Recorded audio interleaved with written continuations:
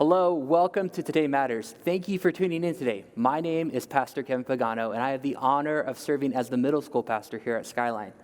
Today I want to talk to you about worship, and to do that, I want to talk about furniture, or the lack of furniture. In the Old Testament, the original worship center was known as the place to worship God, was the tabernacle. You can read all about God's very specific instructions about how to build the tabernacle in Exodus 25 through 31. You see, every piece of furnishing in the tabernacle had a profound meaning. But today, I don't want to focus on a piece of furniture that was put in the tabernacle. In fact, I want to look at a thing that wasn't there. You see, when you look at through all the furnishings and all the things that were put in the tabernacle, one thing that you will not find is a chair or a couch or a bench. In fact, there's no place to sit at all. And this was purposeful. You see, the workers in the tabernacle were expected to never rest when serving God there. That was their way that they worshiped. Their worship was meant to be nonstop.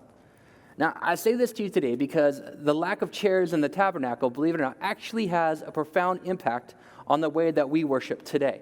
It expands our view of worship today. You'll see what I mean when I do a deeper dive into one of the most popular verses in the New Testament on worship. Romans 12:1 says, "Therefore I urge you, brothers, in view of God's mercies, to offer your bodies as a living sacrifice, holy and pleasing to God. This is your spiritual act of worship." This is the Apostle Paul writing and encouraging the believers in the day in the church in Rome to expand their view of worship. This verse was originally written in Greek, and in Greek there were two words for worship. I'd like to teach them to you today. The first one, which is often used throughout the Bible, is proskuneo, which literally means to kiss towards. You can get this image of kissing towards the one you're worshiping, or kissing the ground or the feet of the one you're worshiping, bowing down and worshiping them. Now, this is the word that was the majority of the word to describe worship in the Old Testament. In fact, this would describe our worship today when we lovingly worship God. But there's actually a second word used for worship as well in Greek, and that's the word latreia, which means service. And you see that word is the word that Paul used here in Romans 12:1. This word actually has a connection to the tabernacle. Believe it or not, in the Old Testament, if you would read the Greek version of the Old Testament, latreia was used to describe the way that the priest worshipped in the tabernacle. It was a service type of worship. So Paul is saying right here to take your entire life and to give it to God as an act of worship. You see, it has huge implications on our view of worship.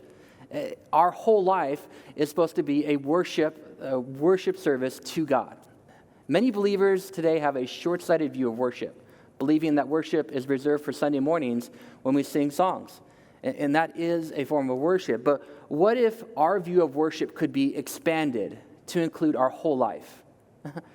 What if, like the priest serving in the tabernacle, we viewed our life as a never-ending worship service to God? But instead made every part of our world or whatever we do an act of worship to Him. What will living a life of constant worship change for you? Maybe your outlook on your daily routine as an employee or a parent or a spouse is bleak. But if you would apply the principles of this verse is teaching and really become a living sacrifice, it has the potential to change how you see your entire life. I pray that hearing this message changes your day today. You aren't just going to work. You are, in fact, worshiping God when you go to work.